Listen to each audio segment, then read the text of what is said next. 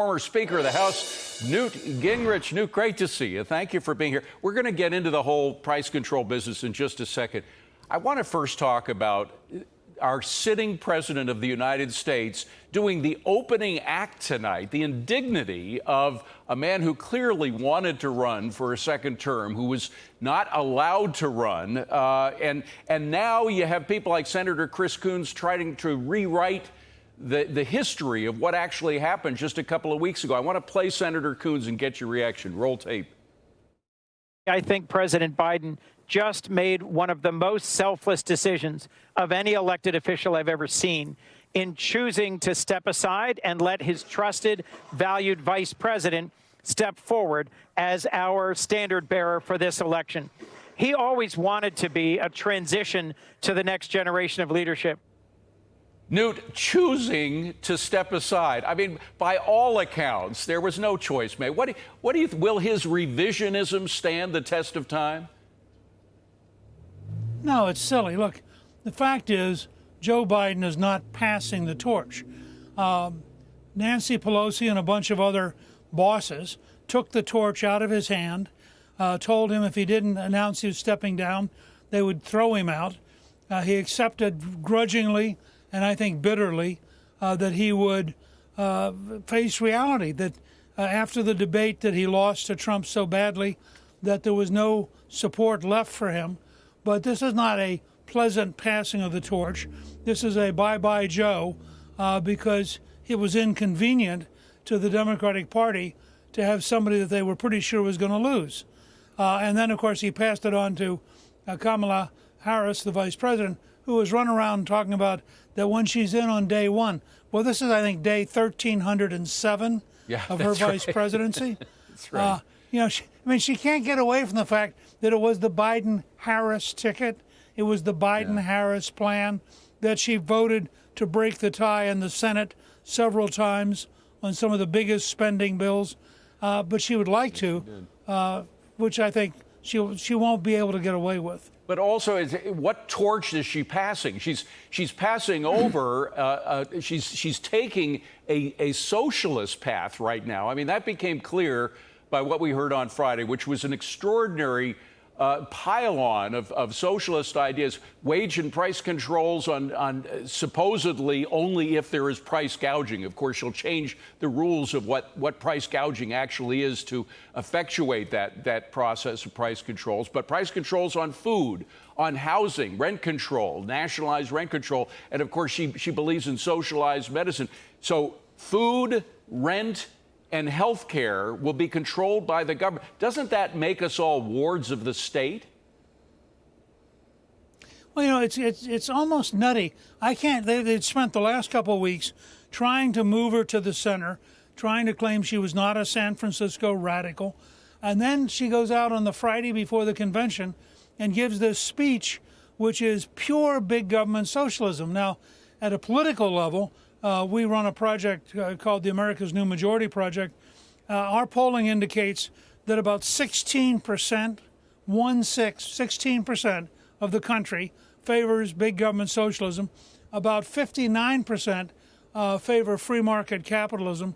And she walks in and says, I'm going to dramatically expand spending when the average American believes that will increase inflation.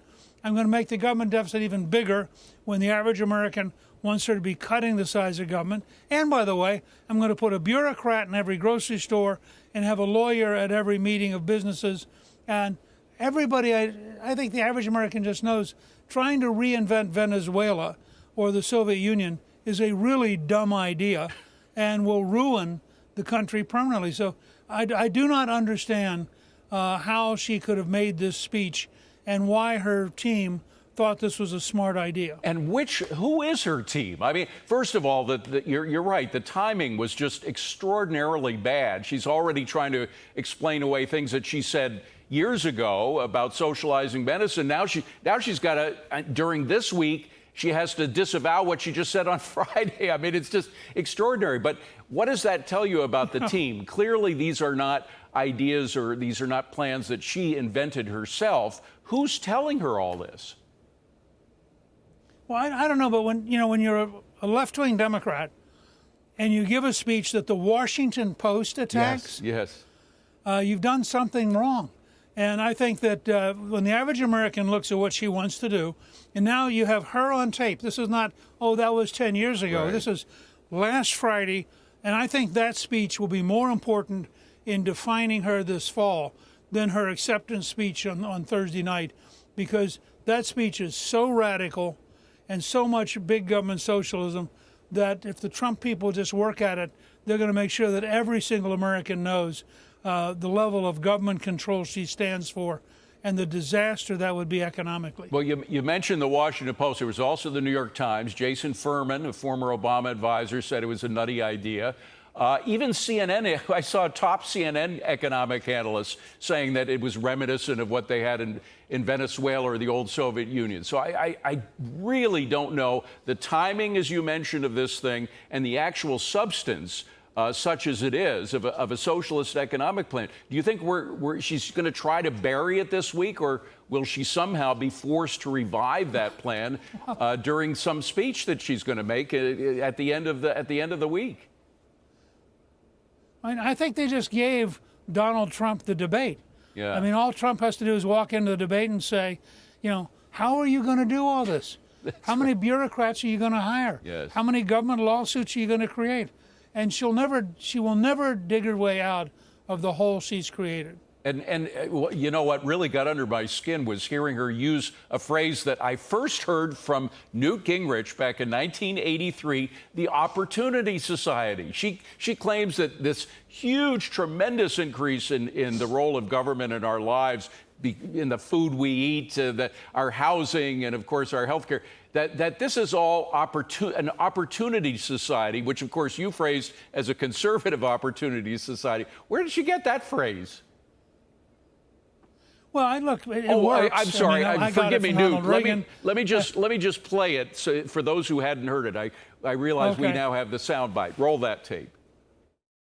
Together, we will build what I call an opportunity economy. An opportunity economy.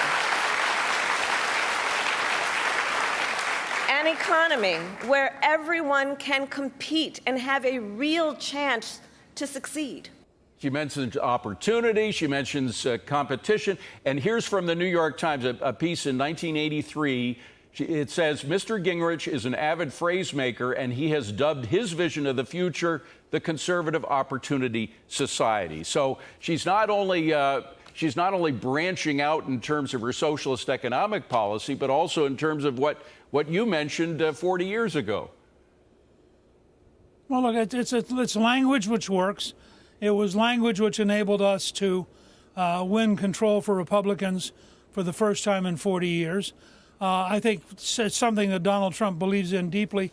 But I would just say to the average American, do you really believe having another bureaucrat go into every grocery store, having the federal government check every price is an opportunity? Yeah. I think it's a burden, and I think it's a threat. If they have that much power, we have no freedom left. Yeah. Very quickly, final point. They're giving me a rap here, Newt, but she's also learned not only plagiarism from Joe Biden, she learned how to defy the law by Joe Biden. I mean, Joe Biden, on so many occasions, defied the law, most notably with his bailouts, student loan bailouts, which the Supreme Court told him he couldn't do. They're supposed to be the final word on what you can and cannot do if you're in government. He ignored that, continues to this day to change the regulations for student loan bailouts. Do you think that if she wins the presidency and there is not a Democrat majority in the House or the Senate, that she'll find a way of calling it an emergency, coming out with executive orders and changing the regs to do some of these things without Congress? Well, look, I don't think they have much regard for the rule of law. You saw that with the way that she and her running mate, Governor Walz, handled the riots in Minneapolis in 2020. I mean, the fact is they've consistently favored breaking the law. They've consistently favored putting people back on the street who are criminals. But I think the simpler answer is she's not going to be president. You can't believe these things and think you're going to win a general election. The news media has propped her up. They've given her a good launch. But I was there in 1988 when Dukakis, Governor Dukakis, the Democratic nominee, was 17 points ahead of George H.W. Bush. 17. Wow.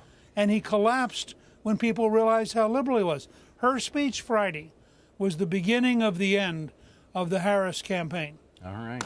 Good point at which to end this conversation. Newt, great to see you. Thank you very much for being here. Appreciate it.